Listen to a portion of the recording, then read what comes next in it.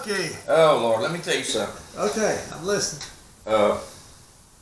You know, me and Janie for years, when we was in Houston, we always held, there's two hamburger places here in town, or close. Juicy's is one, and then the back porch is the other, and they're pretty close. You know, one has some stuff that the other one does, so it kind of makes them equal on the same equal basis. You know?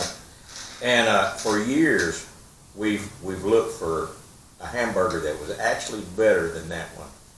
And I'm here to tell you that this weekend, I found the place. My daughter, she lives in Navasota down there, you know. And she got saying, well, we're going to take you out to this place out here, Whitehall Cafe was the name of it.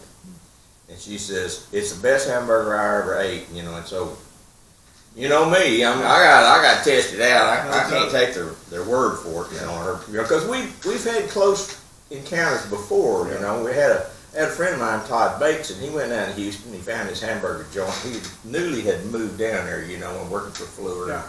I got him on for Fleur, and anyway, he's raved about this hamburgers over in Stafford, you know, and so, I mean, we lived pretty close to Stafford when we were down there, you know, so we knew where it was. Well, we went down there, and I don't know what the boy was on. He must have been on Budweiser or something, because it was not. It didn't come close to Juicy's or Back Porch. So anyway, she took me to this place this weekend. Let me pull it up here. That's it right there. That's the Whitehall Cafe. Whitehall, and it's in Navasota. The address is 2241 FM 2988. And I've got, actually, here's their website. There's their whole place right there. You actually have to step over a cross tie to get in the place.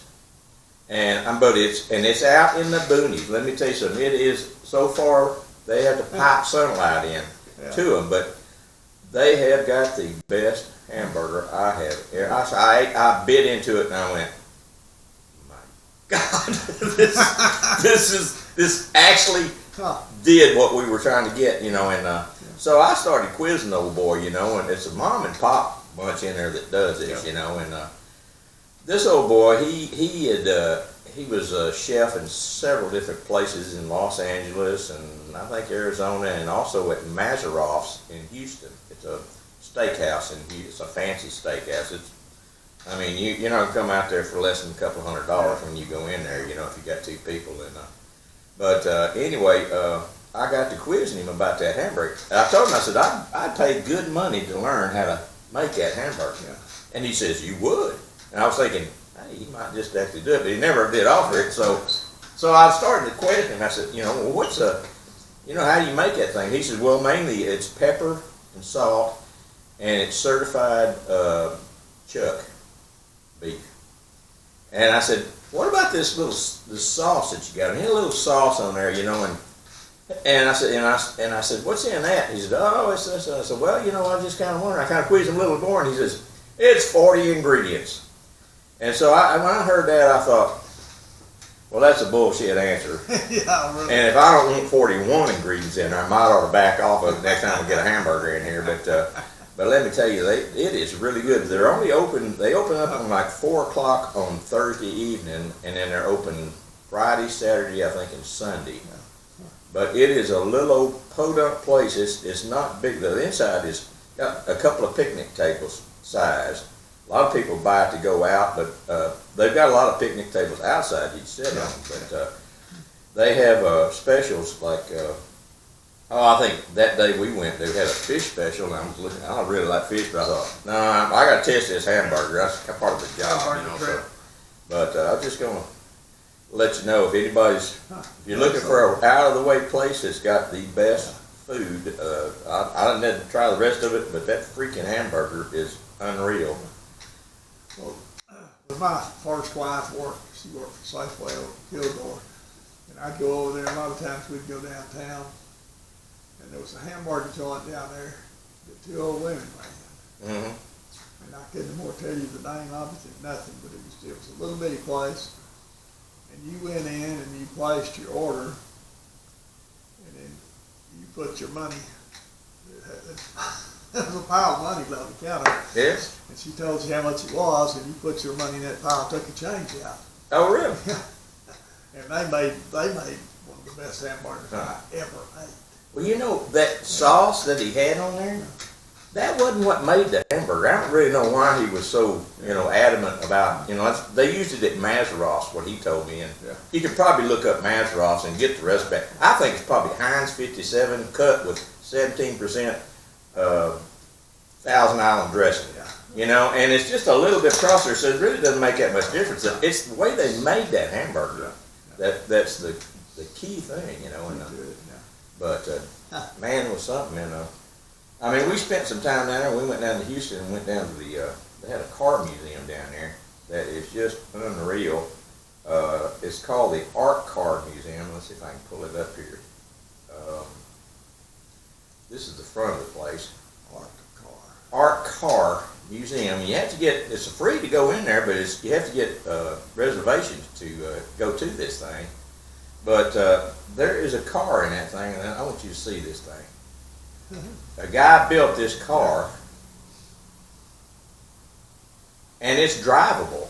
They actually drove it out to Los Angeles and met with Jay Leno out there. I guess they had it on his program or what, but it's got a Volkswagen engine in that thing, and it's made out of little metal strips of carbon. Carbon fiber? Yeah, carbon steel, Oh, okay. And I mean, it'll rust, but it's all little tack welds all over that thing. I guess there was some machining factory that had a bunch of leftover metal, and that's probably where he got all that. They're all about the same size, so it looks like it's a manufacturing operation. But that thing is something, and we did that, and there's a couple of different cars in there. There's a Cadillac in there. Well, that's a T-Bird, 57 T-Bird that's been fixed up. Here's the Cadillac.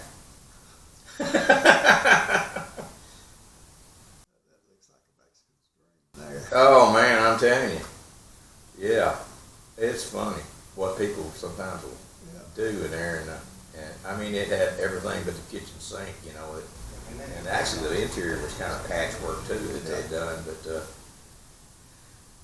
just went up there and doing some crazy stuff, and then went out to the museum, and the museum had a Pink Floyd laser show, and we actually sat in there and did that, but it's just some stuff that you can do, like if you're looking for stuff to do on the weekends, and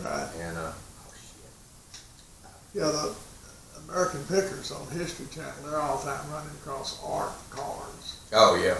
Yeah, including one of the neatest ones that they've ever run across that I really might like to see was a wooden Model A hot rod. Really? No, excuse me, a wooden T-bucket.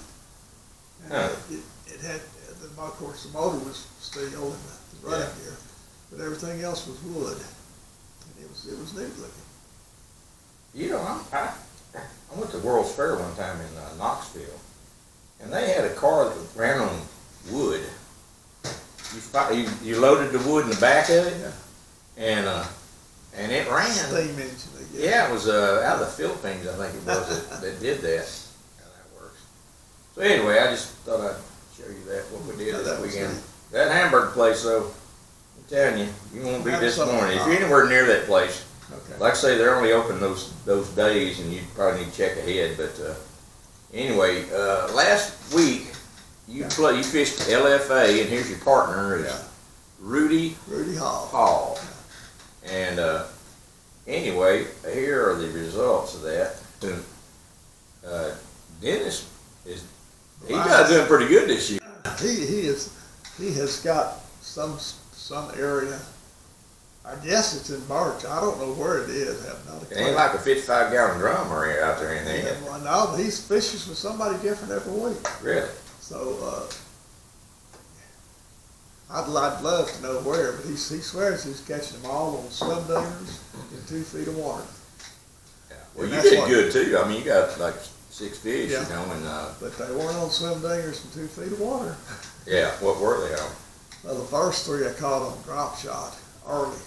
And I mean, when I say early, we could start fishing at 6:30. The bite was over with at 7. And we started scrounging then. I'm gonna say 10. Went out on a deep hump, and a deep 22 feet. Yeah. And just decided I was gonna spend the rest of the day there, and ended up catching. I caught a fish, and I changed baits, and threw out there and caught a big fish. And so we stayed and ended up catching. I caught 3 there, I think. Yeah. So you were on the east side of the lake? Is that where you're at? Yeah, on the Candy Creek. Yeah, the big canyon. And we're in Glade. No, down in the mid lake, north of the 154. Bridge. Oh, okay. You were back over close to that Hurley. Yeah. Down there close to Hurley, where it's back over and Right. back up in here is where it was. Yeah. So Well, you said last week that you were talking about going out there, and I don't know if you go through that or not. I didn't know. I had no idea. I mean, we fished 2 hours out. We fished an hour out there before we got the first bite. Yeah. And once we got the first bite, we just parked. That's that area That's right it in there. Yeah. There's that 154 island there in the bridge, but that's the park, which they have had a bunch of stuff out in there, but it's right off that point of that park there in there. It's been a great hole for years, It has. So what I'm gonna do this week? Now, this is hardcore this week. Yeah, hardcore. But And which part of the lake is it on? it's section. It's the Caney Creek side. The big side. Okay, same side. Same side, yeah. And I'm gonna fish. I'm gonna save that, hold that in reserve. But I've got some more deep humps on up the lake a little bit that's what I'm gonna work on tomorrow and Wednesday to see if any of them have fish on them. And if they do, that's where we'll fish. And I'd rather catch a bunch of small fish, but hey, if I can't catch a bunch of small ones, I'll take 16, 17-inch fish, 19-inch fish all day long. And, usually hardcore numbers is what makes the deal for you. But if you catch 4 or 5 big ones, that compensates catching a bunch of little ones. So went into Birch last week, and I'm not about Birch. Sorry about that, Glade. And went through my best places pretty quickly, I'll admit. But I got absolutely nothing on them, so I left and went out and started looking, because I figured I gotta find some fish. It's been so long since I fished very much. But anywho. Well, BassTournamentFinder.com. Here's this month, and it's starting off, and it's a little slow to start, but then once it gets up to, not this weekend, but next weekend, you get Mad Dog Moore. And of course, you got Victory Bass still, they playing everywhere at night, so. They're finishing their year up by this time. Yeah. And then later on in the month, it starts Sealy's, everybody knows about Sealy, and we're already getting people, buying maps just for Sealy and memberships or whatever. But it's coming up quick. And now, do you fish by yourself for Mad Dog Moore? Or do you have your partner? It's a team. Charlie and I fish. Charlie, okay. You and Charlie fish for that. Yeah. That's kind of your fallback on all these outside tournaments. Charlie, when he's available. When it's a team deal, Charlie's my partner. Yeah. So Mad Dog Moore is a good tournament, and they have, I particularly like their door prize situation. Oh well, yeah. Yes, you do. I won Yeah, I remember you won a four-wheeler. A four-wheeler. That four-wheeler was pretty good. Last year, I guess it was. Four-wheeler last year. Yeah, I was packing up, getting ready, just almost ready to head home. The phone rang, and the guy said, "You still here?" And I said, "Yeah." And he said, "Come back down here." And I said, "What for?" He said, "Well, just come on back down." And I thought, I won something. But I didn't expect it to be the four-wheeler. Anyway, There's your weather, okay.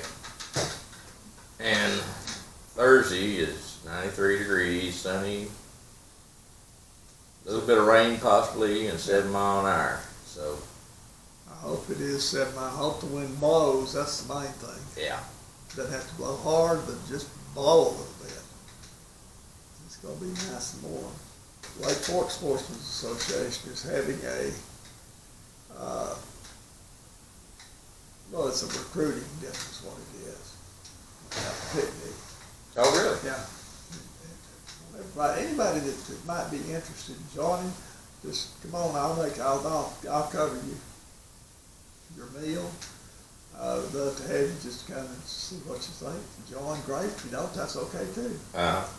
But it's an organization that takes care of Lake Fork. That's what I like about it. Now, where is it at, Bob? It's going to be at Lake Fork Marina. Okay, Lake Fork Marina. You know, they've got a little, when you come in, and go On the around left to there. There's a pavilion, that's where it'll be. Okay. And, just come around there and hook me up. Jimmy's gonna be there too. He doesn't know it yet. I'm gonna try. I will be there. Yeah. Yeah. So, and he'll be signing autographs. Oh, yeah. He'll, Sure, there's gonna be a lot of that going he'll on. autograph your map. Yeah. I'll autograph a 20 and put it in my pocket. But that's something if you need something to do, or if you've been curious, that'd be a good place. Well, I mean, I don't know why everybody around that lake is not a member. It's very inexpensive to join this operation. And there's so many people actually help that they're not even members, you know, that come in there and it's just, it's kind of like Lake Fork is. There's nothing else like it. I don't know of any other group that does that kind of service. I mean, they really do a lot of stuff for that community, and that's how you keep a lake alive. Yeah. And I've seen so many lakes that just didn't have the support, you know, and I could name a name right now that I spent 4 years on, and it's like, man, you ought to get rid of all these cutting horses and start fishing. Because that's all they think about up there at this one lake that I have really seriously wished I'd done Rayburn instead of it, but like I'd planned. Yeah. You do stuff for friends sometimes that you wish you regret later. Yeah, I can believe that. Anywho, that's just Tuesday, what time is it that it it'll starts? start about 5 o'clock, I guess. I don't honestly know. Okay. Well, they can call you or call me, and I'll